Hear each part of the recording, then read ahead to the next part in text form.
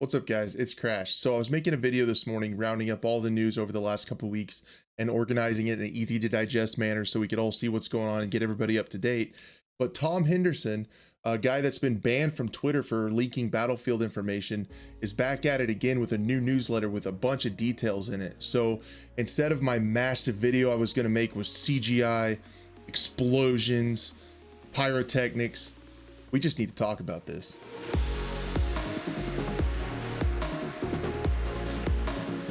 All right, so I wanted to do a quick news roundup of everything that's happened thus far in the last few weeks and kind of organize our thoughts and get everything into categories. So what we're going to do is we're going to touch on a few things confirmed by EA, and then we're going to look at those EA survey questions briefly, and then a Reddit leak that came out a few days ago, and finally the big news from Tom Henderson. And we're going to take a look at what he has said and some really cool details and also some leaked images. So the few things that we have 100% confirmed from EA, mostly from their conference calls, is we're going to have a release in 2021. There's going to be a reveal in spring that's looking like May. There's going to be larger scale battles than we've ever seen before. Several leaks point to that being 128 players.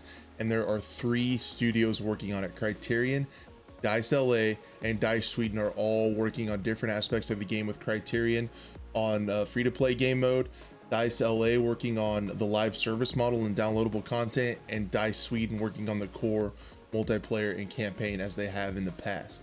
So then the second category I want to talk about are those EA survey questions that leaked. Now, although these don't directly come out and say what's in the game, it can give us a very good indication as what's going to be in the game, because they come out with these survey questions to kind of help them with marketing. They gauge the community perspective. Most of the time, this means this stuff is already in the game. They just want to see how to deliver it in the marketing material, as which things have the best responses from the audience and which have the least, so they can kind of determine how to let people know these features are going to be in the game. And those questions included, how interested are you in a free-to-play game mode? All the rumors point to a battle royale there. Clans of 100 players similar to platoons that we've seen in the past. Blueprints of fully customizable weapons that can be purchased from a supply shop, and also a battle pass. So none of these things are out of the ordinary. We've kind of known, based on the in the gaming world, it's a lot of monkey see monkey do. So Call of Duty has had massive success with Warzone and Modern Warfare, so it's not surprising that Battlefield 6 is likely going to follow a lot of these things that they've already done and seen success with. So then last week there was a Reddit leak that was actually confirmed by the Battlefield 6 Reddit moderator to have been in contact with someone close to the game. The leaker was in contact with someone close to the game, and that was verified by the moderator. However, there's some fishy stuff towards the end of this one, but it confirms a battle royale, 128 players, confirmed maps, Wake Island, Metro, and Locker. None of this stuff is surprising. Destruction will behave like the Bad Company series, focused on smaller scale. There will also be large destruction events and taking down buildings, but this particular leak says they're moving away from the Levolution like others have said. And then it says the biggest news is that there's no title yet, but it's going to be a hub for all games. Now, it's saying you can play in Battlefield 1942 servers all the way up to Battlefield 3 and 4 and everything in between. And that seems a little weird. That doesn't make sense that they would spend time on that, because you can still go back, especially on PC, and play those games.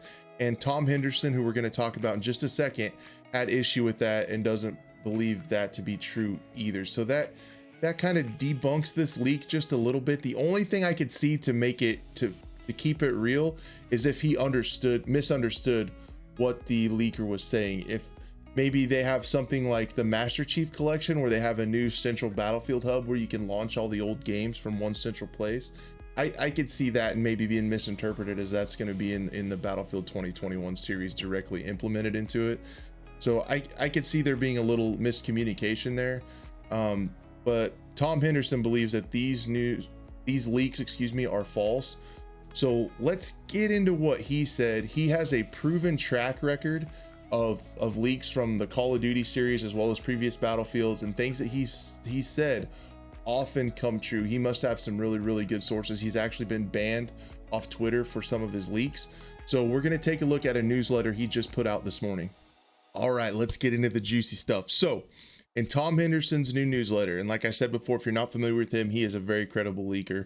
from past industry first-person shooter games. So he says, per sources, I can confirm that the next Battlefield installment will simply be called Battlefield. It takes place around 10 years from now. The title is set in modern, very near future of 2025. That's pretty cool. We haven't had confirmation of what the setting is going to be for sure. Everyone thinks it's going to be modern. This continues to support that. So very interesting details on the campaign. He says the campaign will focus on you and your specialist unit, where you'll be able to choose which superpower you'll fight for. There isn't necessarily Axis versus allies, as you'll be able to choose your own path.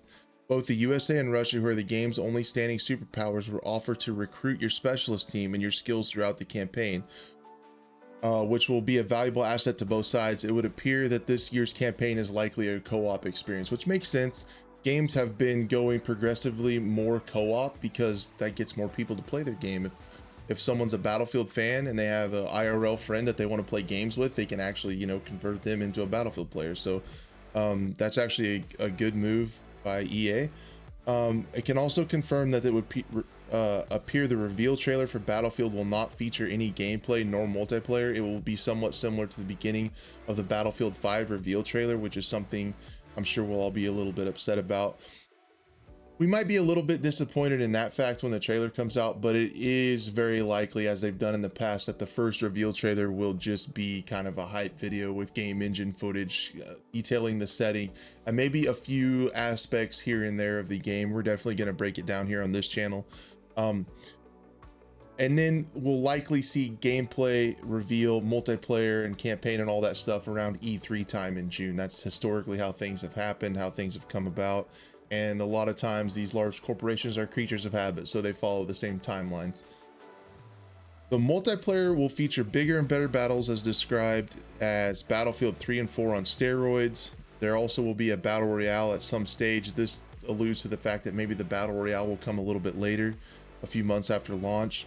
It will be completely disconnected from Firestorm, which makes sense because most people did not like Firestorm. Players will still be able to play as 4 different types of soldiers, but instead of just having unique gadgets, players will also have different abilities, which are similar to Call of Duty perks.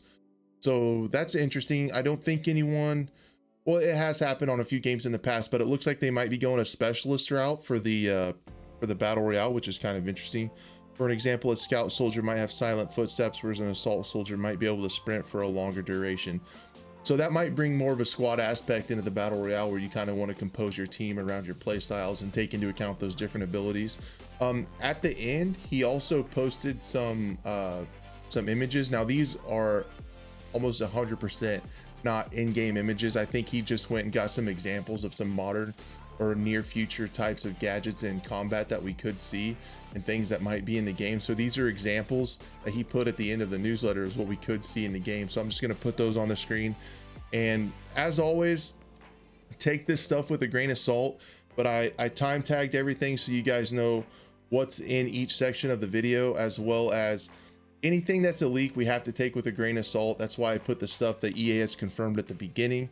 All this stuff at the end is supported, but definitely not confirmed yet. We can't confirm stuff until we hear it from the official Battlefield channel, so you definitely want to check those. And yeah, it's getting exciting. Things are really heating up. Battlefield's been more active on Twitter, and this stuff is just around the corner. So stay tuned on this channel. Like I said a bunch of times, we're just going to keep following everything all the way up to the launch of the game. And then when the game gets here, we're going to have guide content. We're going to study the game. We're going to get better together. We're going to find the best weapons and loadouts. And we're just going to have a great time with Battlefield 6 or just Battlefield. All right, guys, we'll catch you on the next one. Thanks so much for watching.